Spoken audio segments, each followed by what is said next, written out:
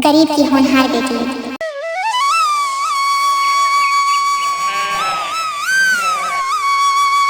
रामपुर नाम का एक सुंदर सा गांव था।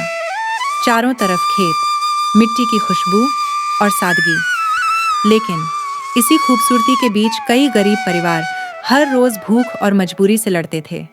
उन्हीं में से एक था शिवराम का परिवार। शिवराम करीब 35 साल का दुबला पतला किसान था।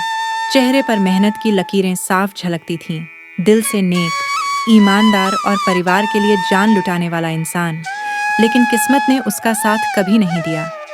घर में उसकी बूढ़ी माँ सरस्वती देवी, पत्नी सरला, 12 साल का बेटा मुकेश और 10 साल की बेटी संगीता रहती थी।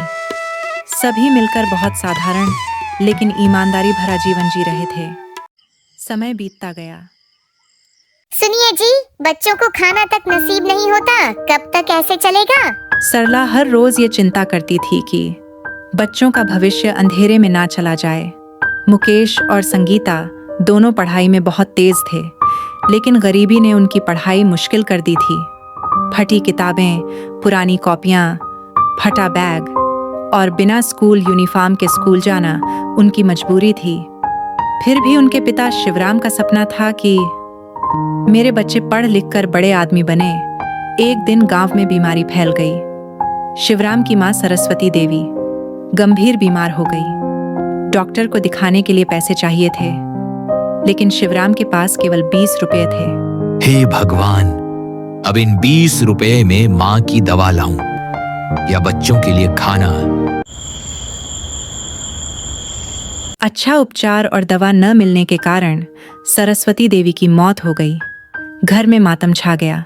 सरला और बच्चे बिलख कर रोने लगे, लेकिन सबसे ज्यादा टूटा हुआ था शिवराम का दिल।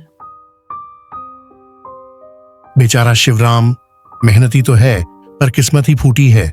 गांव वालों के ताने शिवराम की बेबसी को और बढ़ा देते। सरला, अब गांव में कुछ नहीं बचा। मुझे शहर जाकर मेहनत करनी होगी ताकि मुकेश और संगीता पढ़ सके। शिवराम ने भारी मन से गांव छोड़ने का फैसला कर लिया। शहर में जाकर शिवराम ने हर छोटा बड़ा काम किया। दिन रात मेहनत करके उसने इतना कमाया कि बच्चों की पढ़ाई शुरू हो सकी। मुकेश और संगीता ने भी पिता की मेहनत को देखकर ठान लिया कि अब गरीबी हमें रोक नहीं पाएगी। समय बीतता गया। मुकेश कॉलेज पहुंचा और गीता डॉक्टर बनने की राह पर चल पड़ी। अब शिवराम के घर में भूख नहीं, उम्मीद की रोशनी थी। देखो, मेहनत और हिम्मत से कैसे किस्मत बदलती है। जो गांव वाले पहले ताने मारते थे, अब शिवराम की तारीफ करते हैं। अब मुकेश टीचर और संगीता डॉक्टर बन चुकी थी। मुकेश ने अपने पिता को एक पत्र लिखा, जिसमें लिखा, पिताजी, अब आप गांव वापस आ जाओ। शिवराम घर आ गया। अब मुकेश ने एक नया घर और गाड़ी खरीद ली। अब मुकेश बच्चों को पढ़ाने स्कूल जाता और संगीता डॉक्टर के कपड़े पहनकर हॉस्पिटल जाती। यह देखकर शिवराम गर्व महसूस करता।